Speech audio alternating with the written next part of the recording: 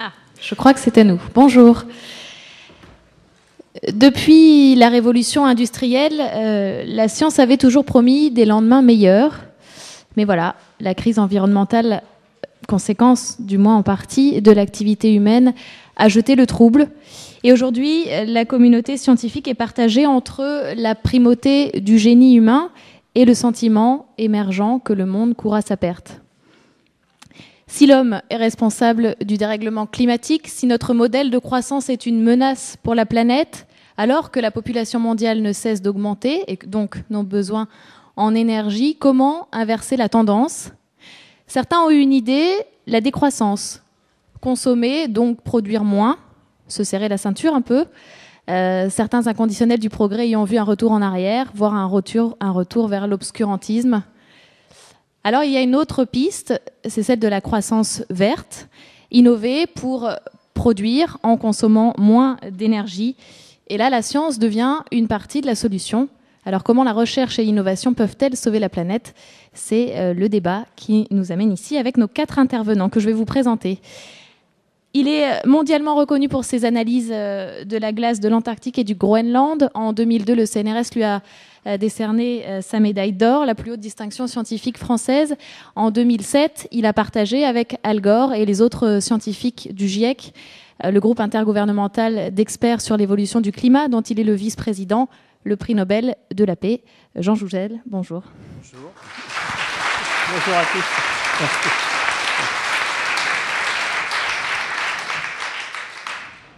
Son cheval de bataille, c'est la promotion des politiques publiques en ce qui concerne la maîtrise de l'énergie, les énergies renouvelables et l'environnement. Il a fait partie de la délégation française chargée de négocier le protocole de Kyoto. Aujourd'hui, il est directeur de la recherche et de la stratégie à l'ADEME, l'Agence de l'environnement et de la maîtrise de l'énergie. Bonjour François Moisan. Bonjour.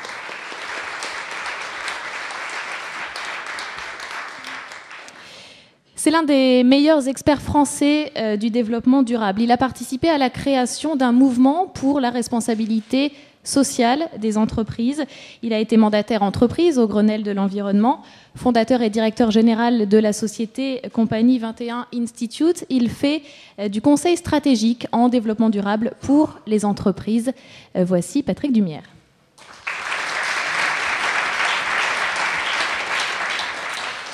Et enfin, il a consacré l'essentiel de sa carrière au métier de l'eau. Il a occupé différentes fonctions opérationnelles en France et à l'étranger avant de devenir président-directeur général de Lyonnaise des Eaux, l'une des principales sociétés de Suez Environnement. Aujourd'hui, il est en charge de la coordination des activités eau, recherche et développement durable du groupe Suez Environnement. Bonjour Bernard Guerquinger.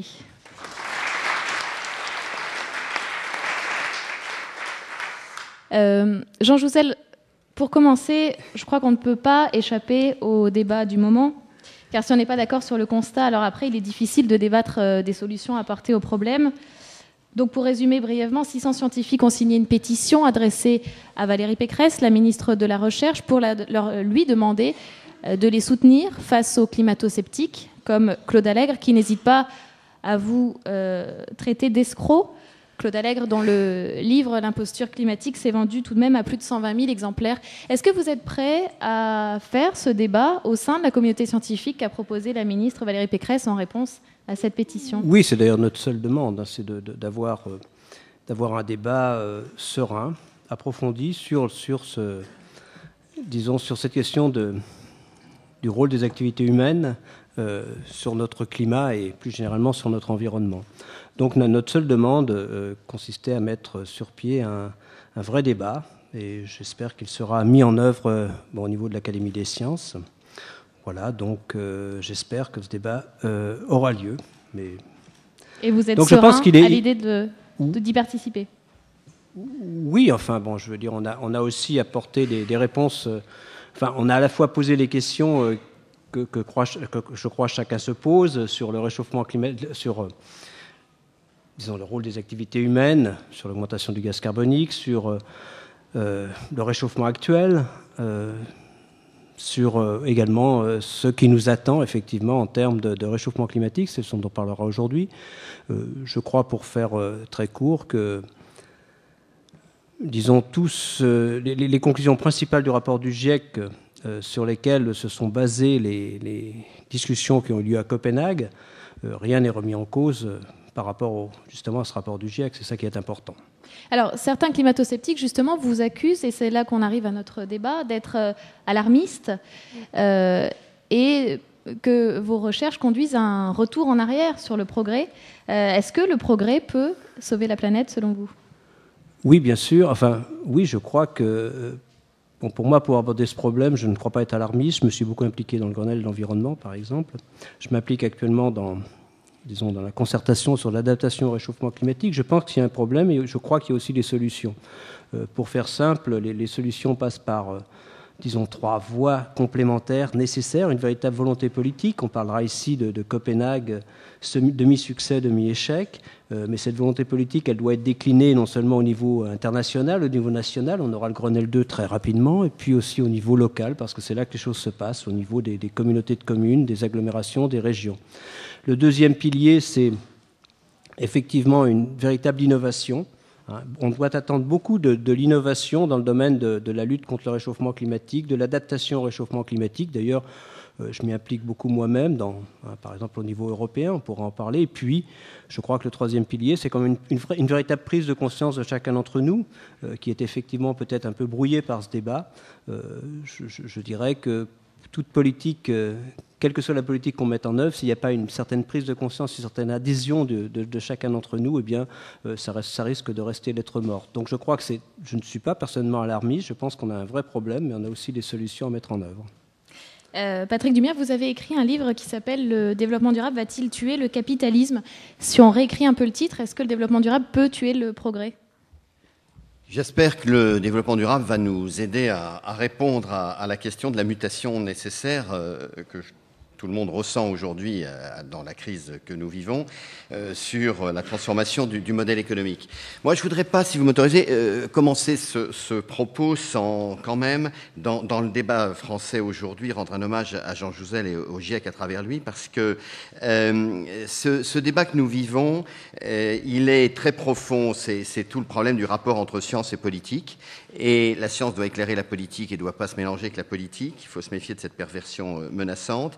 Et je crois qu'on doit beaucoup, dans les dernières décennies, à l'éclairage que les scientifiques comme lui nous ont apporté avec tout l'essentiel de ce qu'est la méthode expérimentale pour savoir où nous en sommes aujourd'hui sur cette planète. Donc je crois que c'est vraiment, il faut rendre hommage et encourager vraiment les scientifiques comme lui qui nous aident à avoir cette lecture scientifique. Pour répondre à votre question, effectivement, on a un besoin immense de science et d'innovation pour hisser la population mondiale au niveau de vie soutenable et au niveau de vie qu'elle souhaite.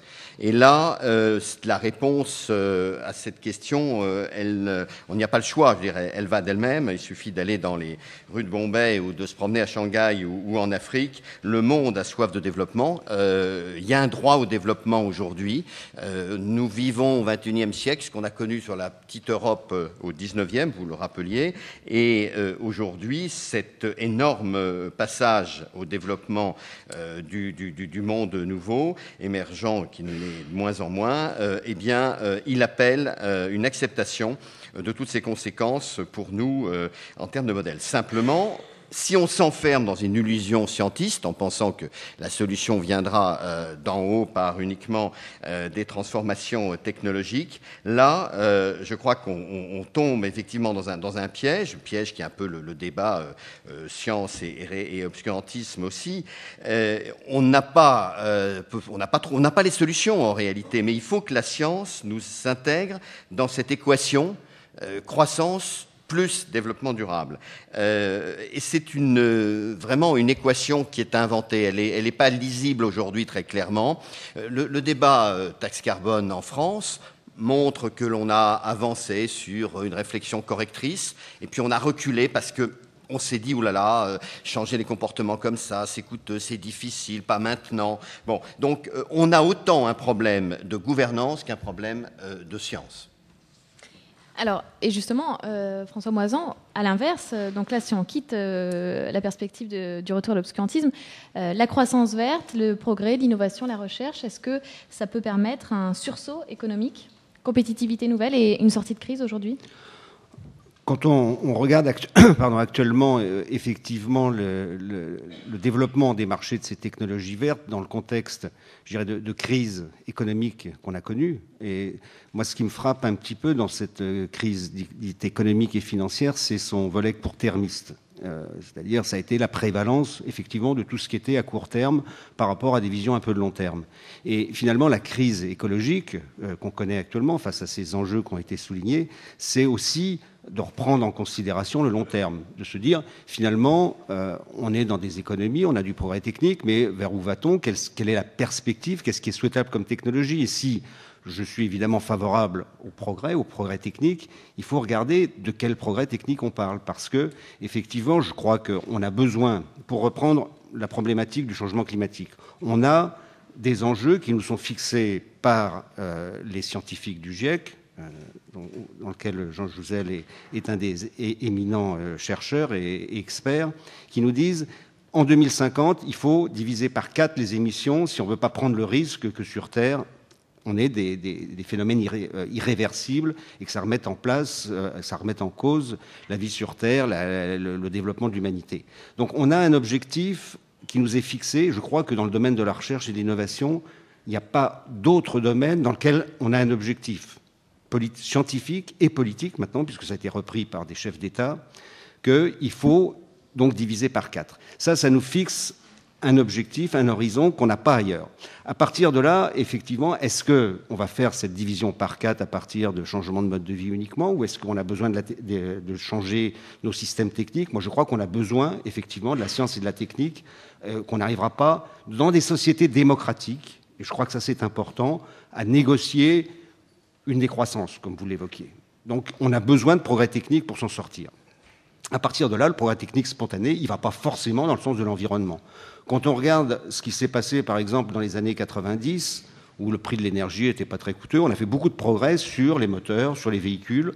Et ce progrès, il a servi à quoi? Il a servi à faire des véhicules plus puissants, des véhicules plus lourds pour des questions de sécurité, ce qui est très, très, très louable, avec beaucoup d'auxiliaires, de la climatisation, etc. Et tout ça est allé contre la réduction des consommations des véhicules qu'on avait observé avant et qu'on observe à nouveau maintenant. Mais on voit bien que spontanément, ça ne va pas forcément dans le bon sens. Un autre exemple, on a maintenant des écrans plats qui se substituent à des écrans cathodiques pour nos télévisions, nos ordinateurs, etc. J'ai visité une usine de recyclage des écrans de télévision. Pour démonter un écran cathodique, il faut 30 secondes. Pour démonter un écran plat, il faut plus de 5 minutes.